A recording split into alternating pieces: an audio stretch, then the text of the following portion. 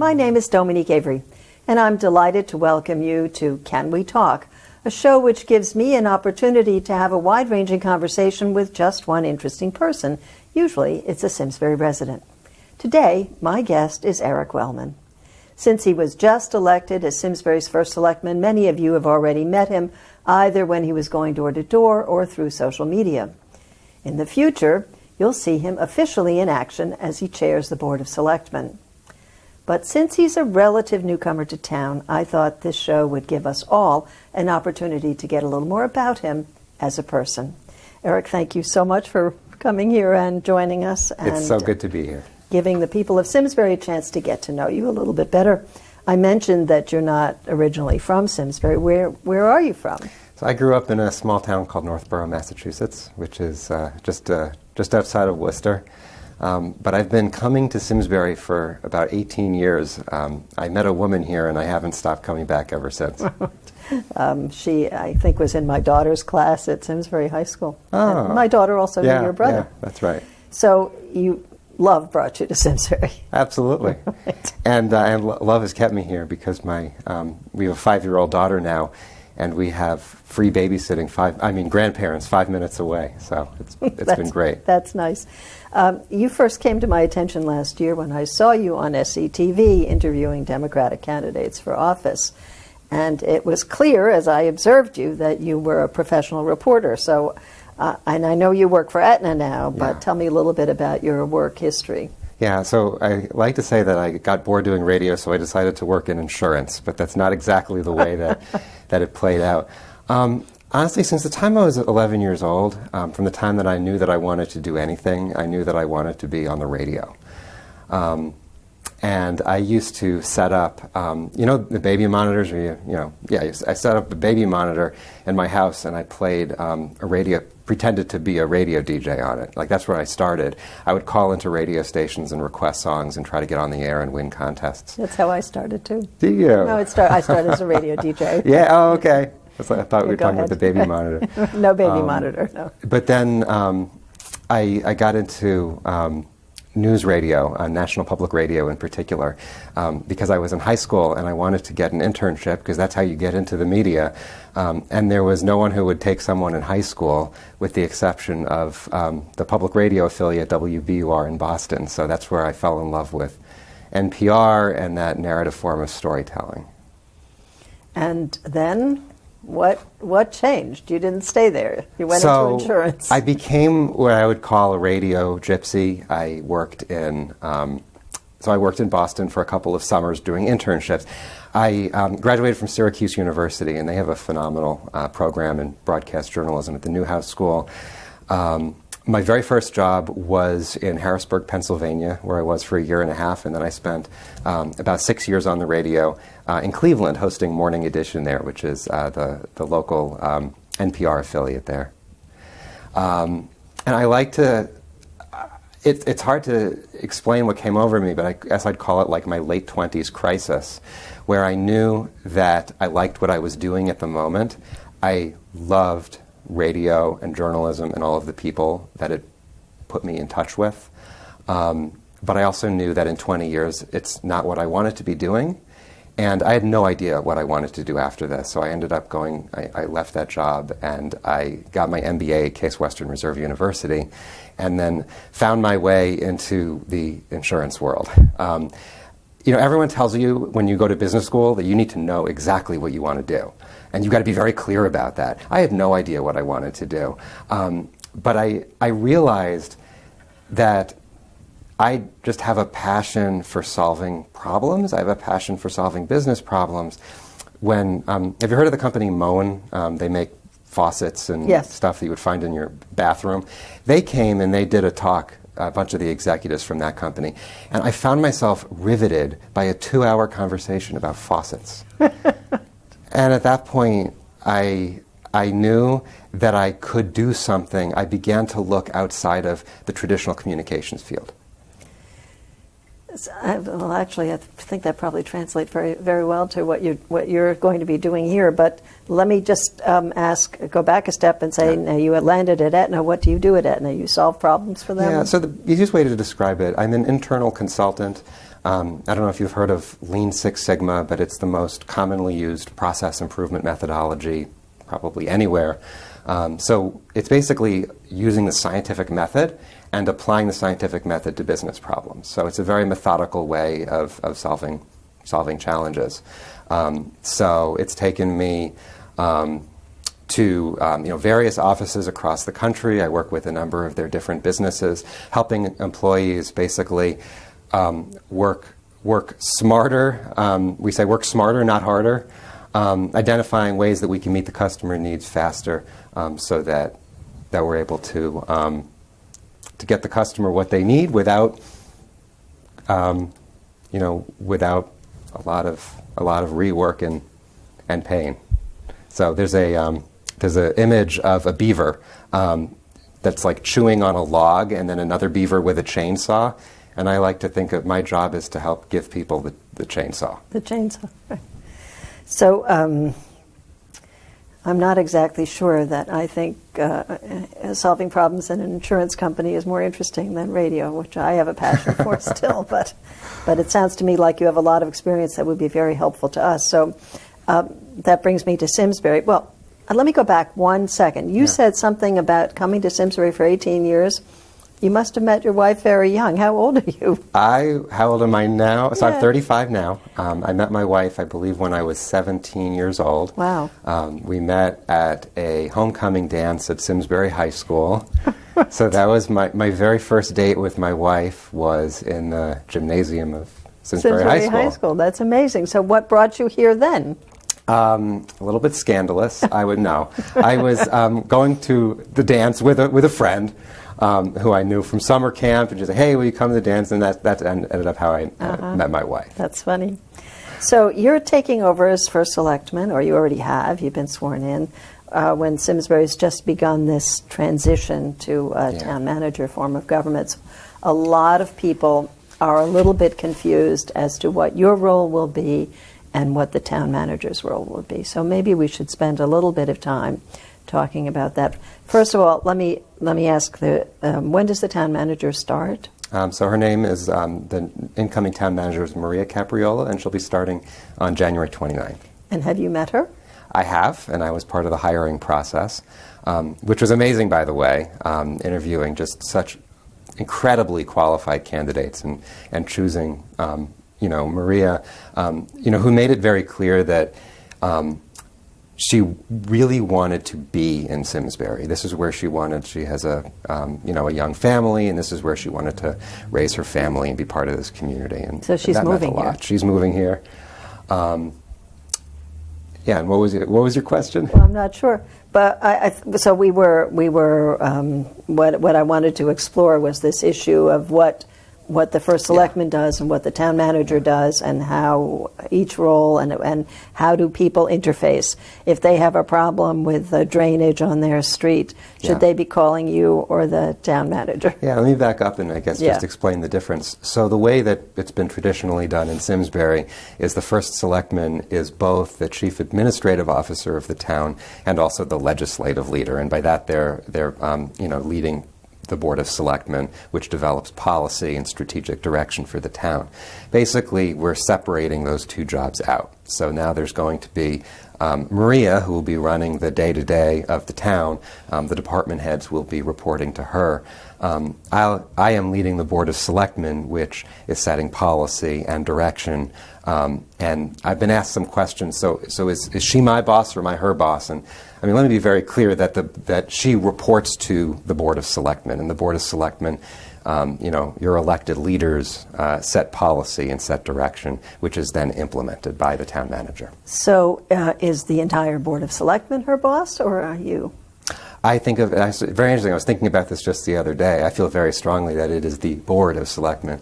I lead the board. I'm the chair of the board, so to speak. But when we appoint her and we make that official, that's going to be a 6-0 vote, I hope, and I will be one of those votes. And she is starting at the end of January. That's something correct. like that, yes. Right? Yeah. The first selectman's job no longer has the salary it did when the person was both a political and administrative leader. You do receive something. Yeah.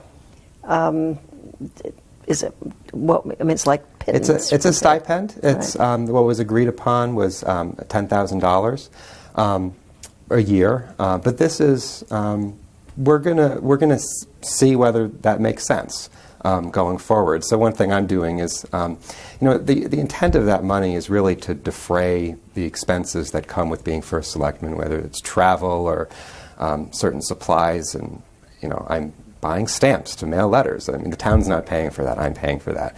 So what I'm doing is I'm tracking those expenses so that when we're having this conversation next year, we can, see if that $10,000 is still appropriate. So when it was worked out to decide what we were going to do and that we should have this division, which went to a vote, I was under the impression that part of the role of the first selectman might be economic development. Is that what you understand, or did I misunderstand something or misremember something? So I think that's a very important part of the role, as it's also part of the role of the town manager. It's actually in her job description that economic development is part of her job. But I think that when a potential business owner, maybe let's just say hypothetically that we were trying to attract to Simsbury, gets a call from the top elected official, I think that carries a level of weight and a level of meaning that's very important, and that's definitely a role that I would want to continue to play. And I'd also say that I think that economic development is one of my top priorities, and I think it's going to be one of the significant priorities of this board over the next couple of years.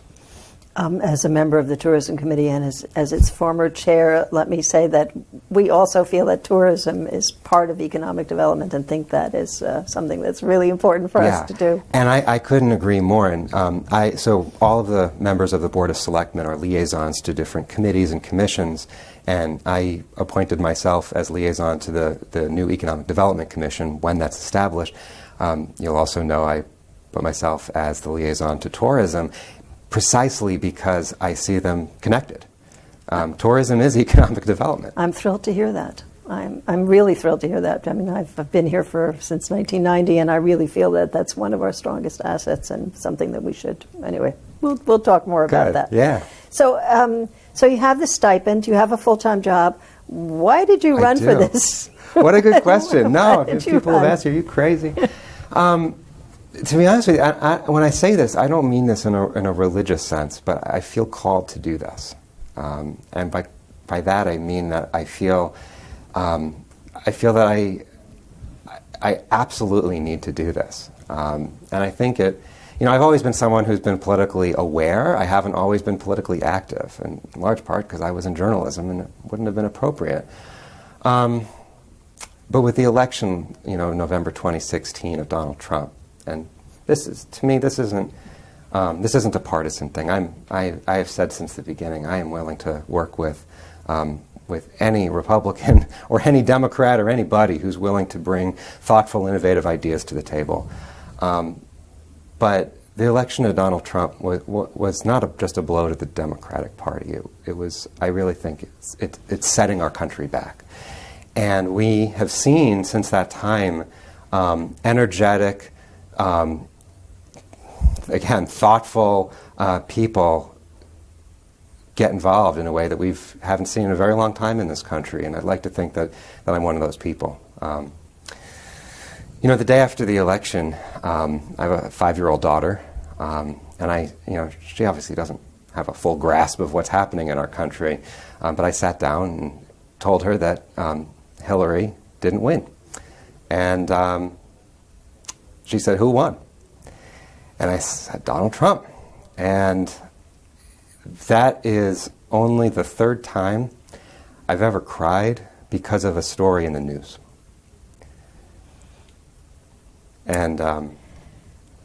And good, hardworking people with the best of intentions need to get involved in our government. It's so important. That's an incredibly interesting answer. Thank you. So you ran against Mike Payne, a very well-known person in town who's given a lot to the town, and yet you won, albeit by a very close margin of 34 votes. There was even a recount. Why do you think you won? So let me just say, since the campaign, I thought Mike ran a phenomenal campaign, very respectful. And since the campaign, and I've gotten to work with him as a member of the board, he's been a great partner, someone who I've been able to bounce ideas off of, been very transparent with me, and I've tried to return that. So great working with him.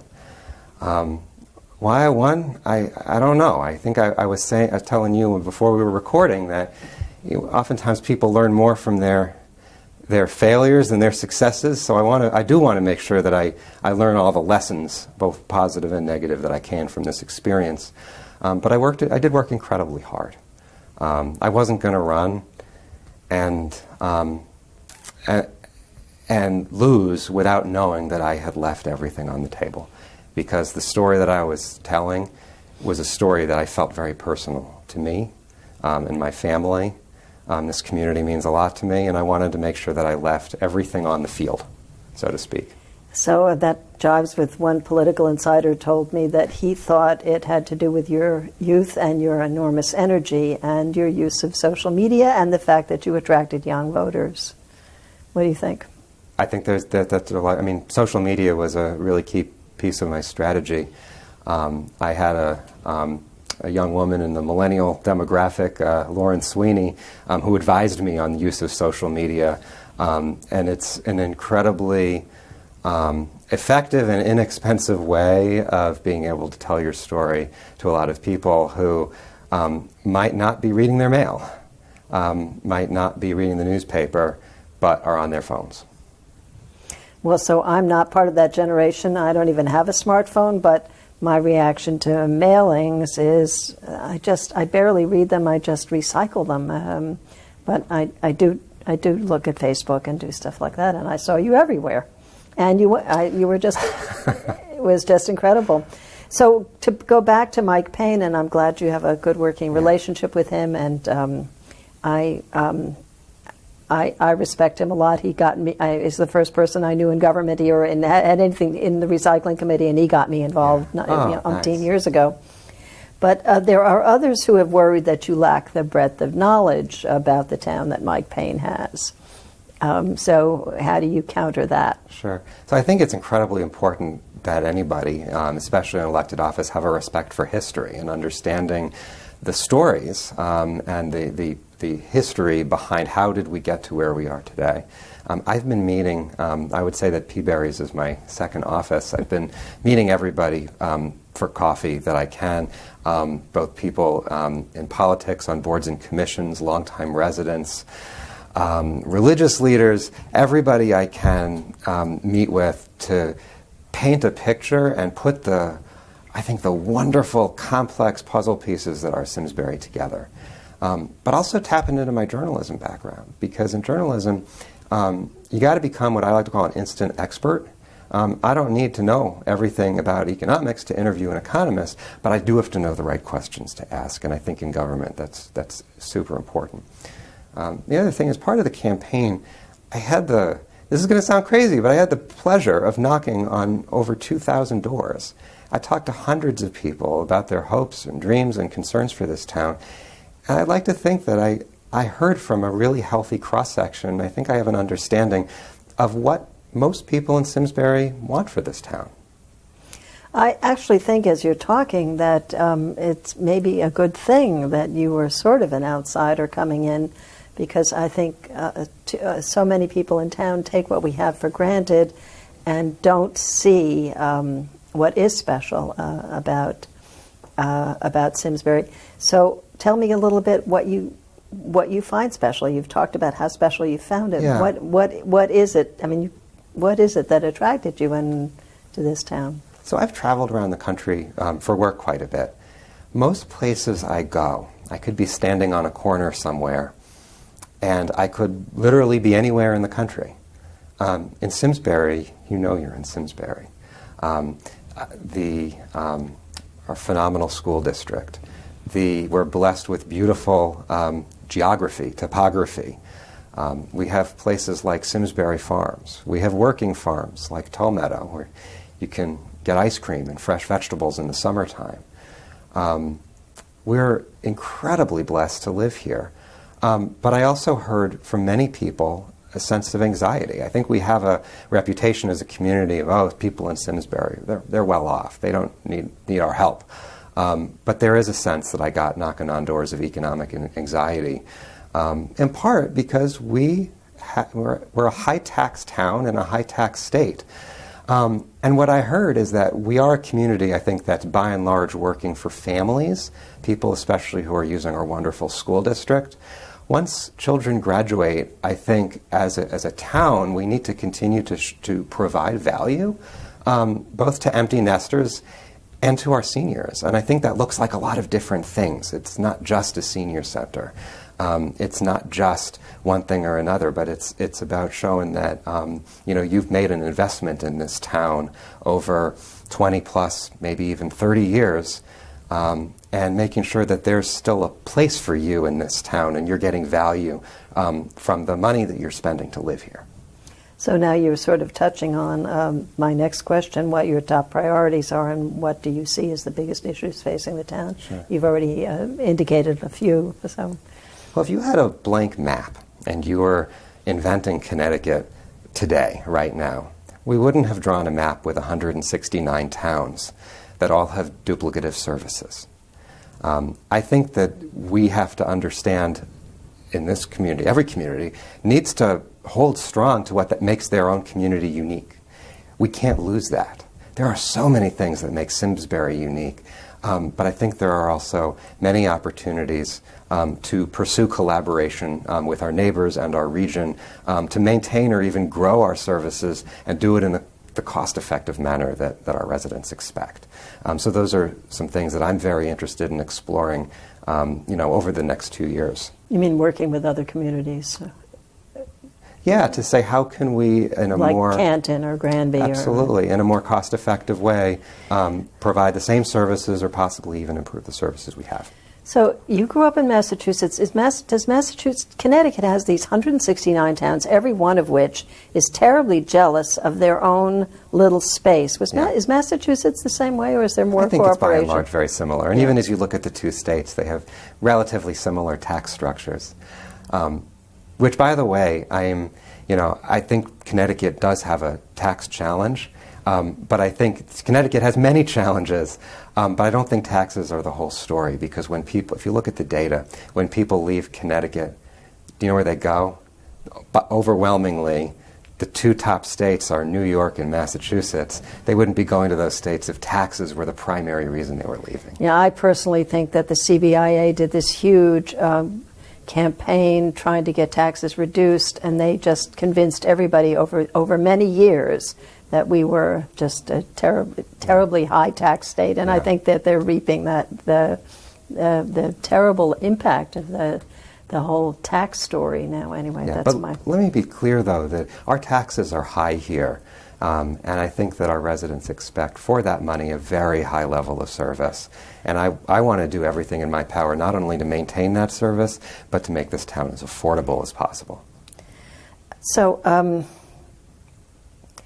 you have this full-time job, and you're a first selectman now. How are you able to manage both of these things? You have a lot of night meetings, and especially at this time of transition. And does your family ever see you? So my wife and I have actually gotten to scheduling dinners, which is a good thing. It means at the beginning of the week we sit down and we say, all right, what are the nights that I'm going to be home? And we're very deliberate about it, and I'm very deliberate about how I structure my life. Luckily, my employer is very flexible. They don't care so much where I sit, as long as I get my work done at the end of the day. So before you talked about the job that you do for the insurance company and solving problems. Is that a skill that you are now going to bring to Simsbury? I mean, we might hire an outside consultant. We often have hired outside consultants to solve certain problems. Can you do that for us? Yeah, so I think that, one of the advantages of outside consultants is that they can bring sort of a level of unbiased thinking to the process. But I guess what I see myself bringing, what I do for a living is I manage process. So I see everything from a process lens. Okay, I know we need to get from A to D. That means we got to go to B, C, and D, and that's how we're going to get there. So I think about where do we want to go? How do I work collaboratively with the Board of Selectmen and the other boards and commissions in town to get there in a thoughtful, inclusive manner? But also tapping into my communication background, because I think you can have the greatest ideas in the world, but I think communication can make or break the success of almost anything you do. Oh, this is sort of, I don't know, this is a non sequitur, but it occurred to me in terms of communication, one of the things that Lisa Evner did was she began this first Selectman's report, which I have found very helpful. Are you going to continue with that, or is that going to be something that the town manager will do? So we are rebranding it. So one of the things we're doing in the Board of Selectmen meetings is there's going to be a first Selectman's update, followed by the town manager's update, and then there's going to be a collective document that's put together. It's going to be very similar to what you're used to with the first Selectman's report. I'm not sure exactly what the cadence is going to be. It will likely be monthly instead of every 2 weeks, and that's just because things don't necessarily change that quickly. But that's still something that's up in the air. But one thing that's really important to me is that we maintain the rigor of providing that communication. Yeah, I mean, I think that's very helpful, because not even though SCTV provides these meetings live and they're available for people, a lot of people don't have the time to watch them. Absolutely. And it's really important. I've found that very helpful. Talk about communication. Yeah. Have you ever run for political office before? I haven't. This was my first time. Do you have future political ambitions? I think that there's so much that goes into that from a family perspective. My wife, I couldn't have done this without my wife's 100% support. So all I can say is we got to see how this goes. But I find the work that I'm doing now on behalf of the people of Simsbury to be just the single most meaningful work I've done in my entire life. And I'm only 3 weeks in, and I can already say that. Well, Eric, thank you so much for making the time to come and talk with us. I think that the people of Simsbury are very lucky to have you, and I'm looking forward to your term of office and see what happens. And God, I hope you have time to schedule many dinners with your wife. Absolutely. Friday sushi night. Thanks so much for having me. So, thanks to the staff here at SCTV for helping get this show on the air, and thank you for joining us. We've run out of time. If you missed any part of this show, you can always watch it online at simsburytv.org. So we'll see you next time for Can We Talk?